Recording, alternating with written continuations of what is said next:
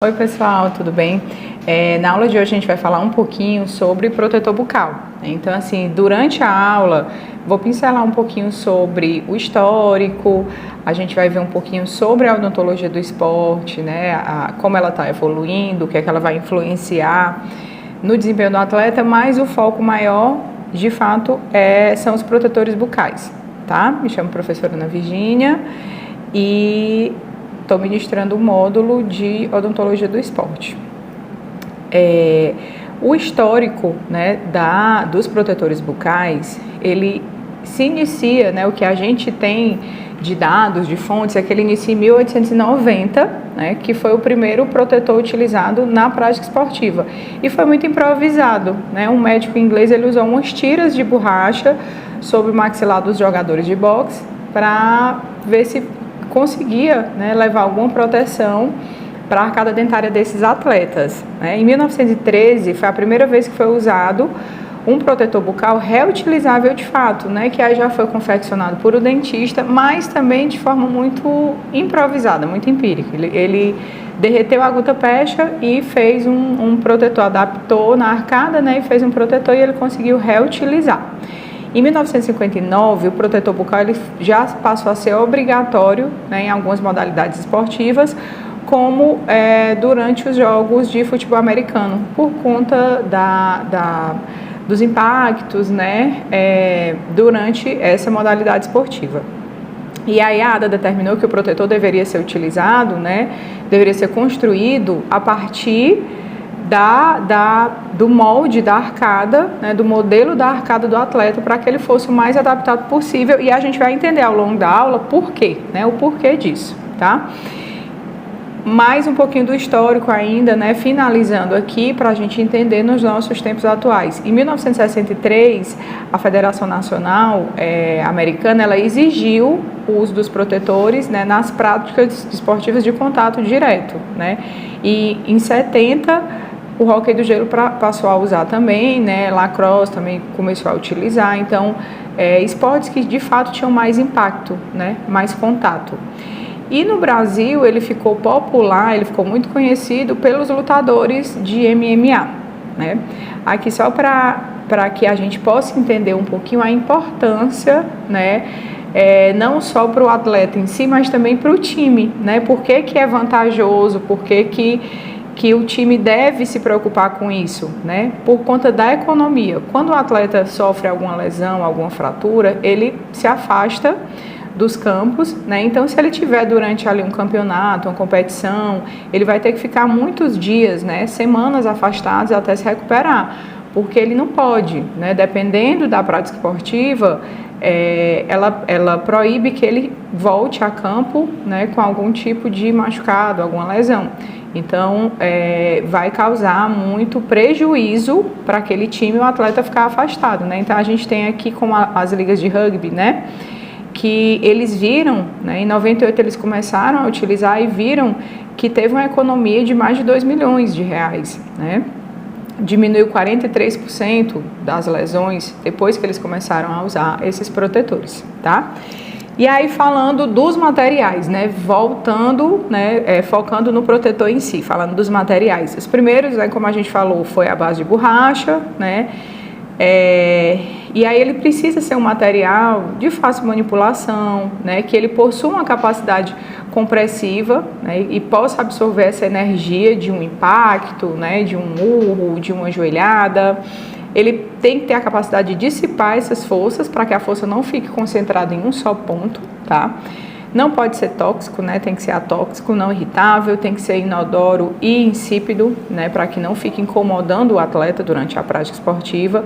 Deve ser razoavelmente flexível e resistente para que não tenha perfurações causadas pelas cúspides. A gente sabe que durante o uso essas perfurações vão acontecer, mas ele tem que ter uma durabilidade boa, né? Então ele não pode ter ser um material muito frágil para que fure logo, tá? Eles são resilientes, né? Utilizados para minimizar a probabilidade de danificar o sistema estomatognático. Manter os tecidos moles afastados dos dentes, né, para que na hora de um contato violento não vá ter algum corte, né, como a gente sabe que acontece.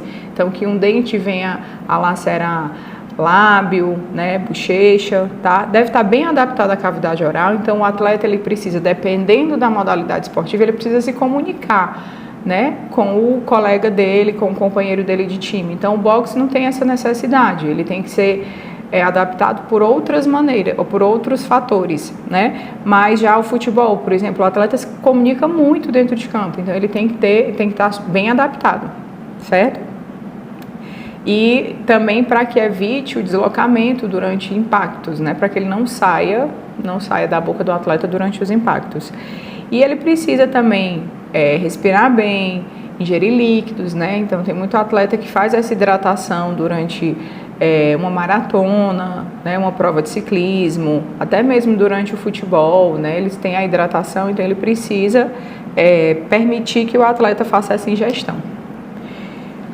Existem 4 tipos de protetores, tá? O protetor tipo 1, né, que é o mais conhecido, né, dos atletas amadores, principalmente, né? Ele é o mais barato, né? A gente consegue encontrar ele em farmácia, pela internet, né?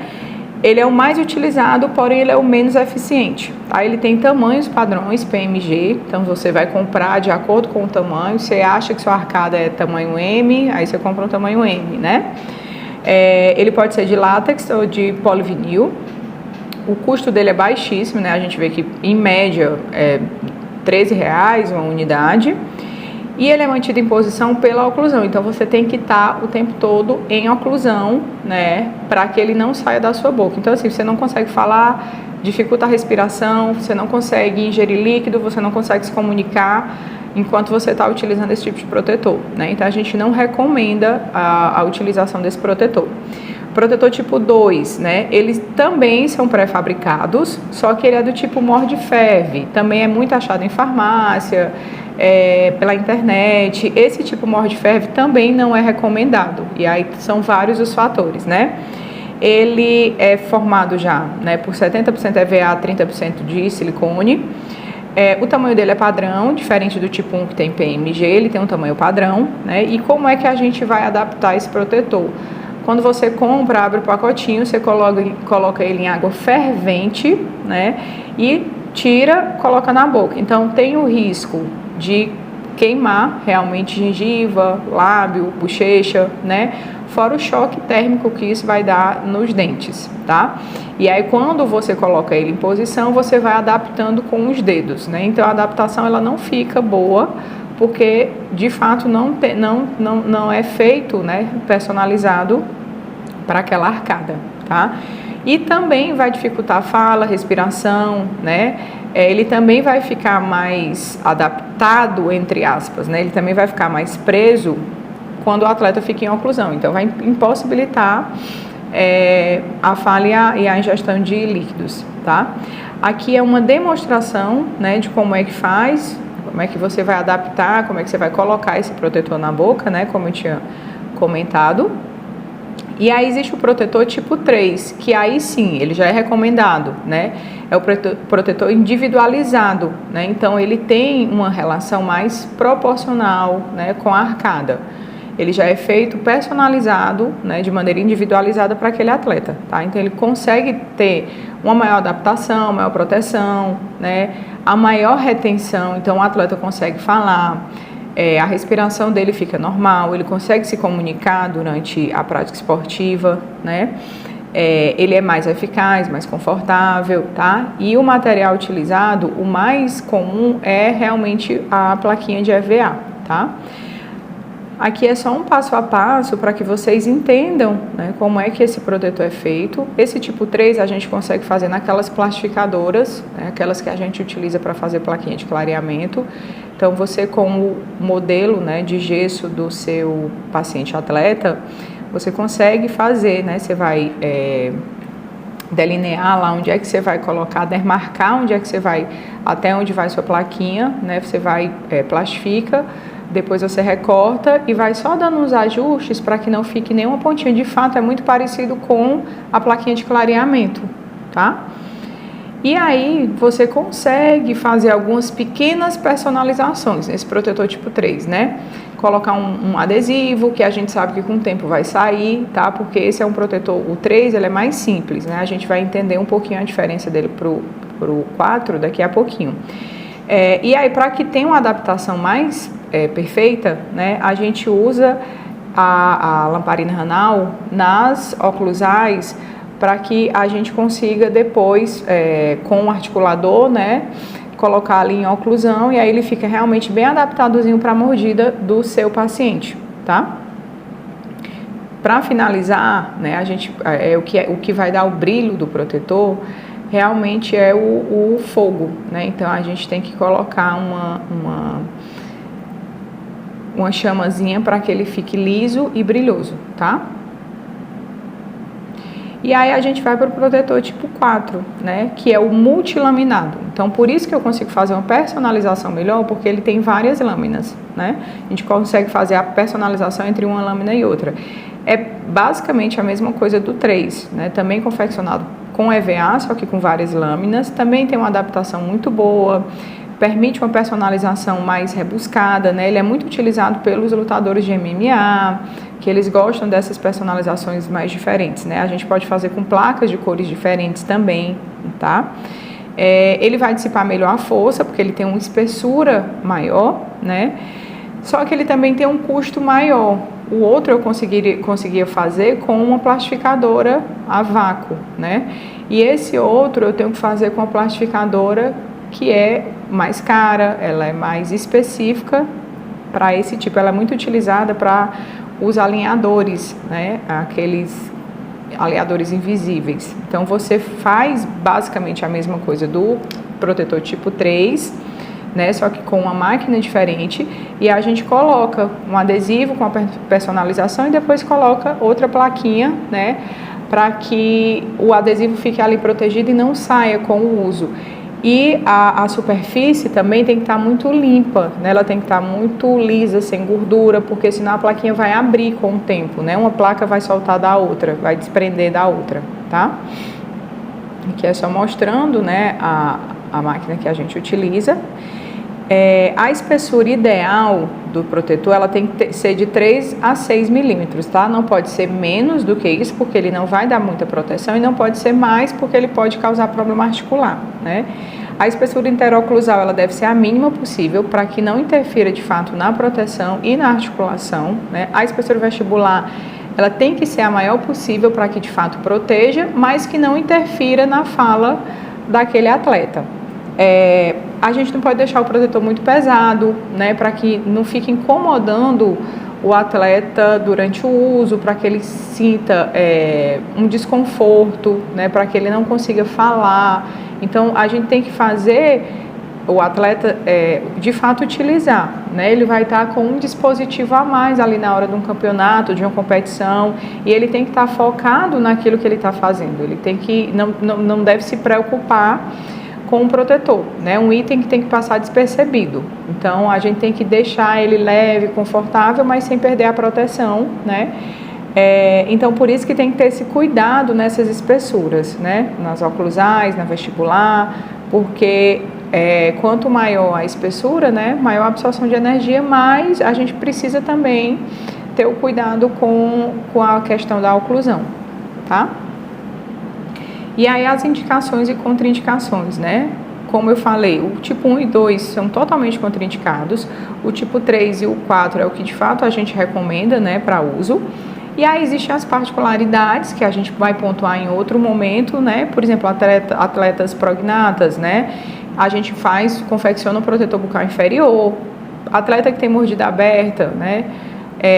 Tem que ter um cuidado maior nessa espessura desse protetor, né? Porque quando a gente vai fazer, a gente faz no articulador, né? Então a gente tem que ter um pouquinho de cuidado, né? Atleta que usa aparelho ortodôntico, a gente vai trocando, ele pode sim, ele deve usar, né? Inclusive os alinhadores invisíveis, a gente também consegue fazer um protetor para ele não precisa deixar de usar o alinhador enquanto está usando o protetor. A gente só vai fazendo, né, uns alívios, vai adaptando para que fique confortável e que tenha uma retenção adequada, né? E para quem usa prótese, quando a gente vai confeccionar o protetor, a gente confecciona sem a prótese, tá? Então ele remove, a gente confecciona e toda vida que ele for para a prática esportiva dele, ele vai tirar aquela prótese para colocar o protetor, certo? Durante a entrega do protetor ao atleta, né, a gente tem que passar algumas recomendações, a gente tem que passar algumas orientações e realmente ver se o atleta sabe utilizar de forma adequada. Então, ela precisa ser presencial, né? A gente tem que verificar a adaptação, ajuste, pedir para ele colocar e tirar sozinho, né? Como a gente faz com o paciente de prótese, para ver se ele consegue tirar e colocar a PPR direitinho. Mesma coisa aqui, a gente tem que fazer esse treinamento com o atleta, né? Verificar se não ficou alguma báscula para que a gente já consiga fazer uma adaptação, né? Capacidade de respiração e fonação, então você coloca o protetor no atleta, deixa ele sentado, conversa um pouco, né, para ver se você vai entender o que ele fala, se ele está com a respiração adequada, para que não tenha interferência no rendimento dele durante a prática esportiva, né, porque como eu falei, o foco é o rendimento dele ali, né, no campo, enfim. Então a gente não pode fazer que o rendimento caia porque a respiração dele está ruim, né, ou que ele não consiga se comunicar, então a gente tem que ter muito cuidado com isso, tá? Orientar a não mastigar o protetor, né? É muito comum, inclusive a gente conseguiu ver isso num jogo de basquete essa semana, do atleta ficar mordiscando, né? Enquanto ele está em quadra, ele tira o protetor com a mão, com a língua e deixa no canto da boca e fica mordiscando. Aquilo vai causar uma desadaptação para aquele protetor, né? Então, a gente tem que dar essas orientações, tá? Armazenamento, limpeza, né? Não compartilhar o protetor, por incrível que pareça também, já vi alguns casos, então a gente tem que orientar que não pode, é individual, né? Não pode usar ele para dormir, ele não é uma plaquinha de bruxismo, tá?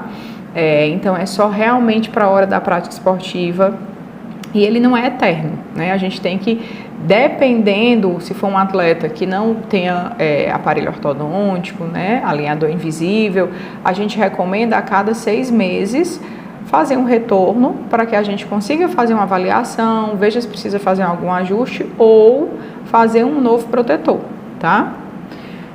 A durabilidade vai depender muito do armazenamento. Então, assim, tudo na odonto do esporte é muito novo. A gente não tem tanto estudo, né? Então, eu vou armazenar num local fechado, eu vou limpar com aquela mesma pastilhazinha que eu limpo, que eu recomendo meu paciente a limpar a prótese, né? A gente tem alguns estudos já em andamento, outros já foram concluídos, mas tem pesquisador hoje em dia, por exemplo, que estuda só a durabilidade em relação às forças, né? Ao impacto, tá? Então, algumas coisas a gente já sabe, né? Quanto à questão da limpeza e do armazenamento, tá? A gente só deve guardar quando ele estiver totalmente seco, em caixinhas perfuradas, que são próprios, né, para guardar um aparelho ortodôntico, aqueles mantenedor, tá? Então, a gente guarda nessas caixinhas. Antes do uso, desinfectar com a clorexidina 0,2. Aí, após o uso, a gente também recomenda, tá? Lavar e aí secar. Evitar a exposição ao sol, superfície quente, né? Porque aí ele vai deformar. Lembra que ele é uma borracha. Então, eu deixei ele numa caixa fechada e aí ele ficou com mofo. Vou colocar na água fervente para matar tudo. Ele vai deformar, né? Não pode fazer isso, tá? Os protetores com mais de 5 anos, a gente sabe que ele perde a eficiência, né? Então, ele não tem a mesma espessura, ele deve estar provavelmente com muitos furos, né? E a gente recomenda também, além da clorexidina, limpar com água fria e sabão neutro, tá certo? Então, assim, são algumas recomendações, né? E sempre lembrar de não compartilhar, tá? É isso, pessoal. Espero que vocês tenham gostado um pouco desse mundo da odonto do esporte, né? Com essas pinceladas que eu consegui passar agora para vocês sobre o protetor bucal. Fico à disposição, qualquer dúvida, né? Qualquer pergunta que vocês quiserem enviar, fica aqui meu e-mail, tá? E aí é só entrar em contato que eu retorno para vocês. Obrigada.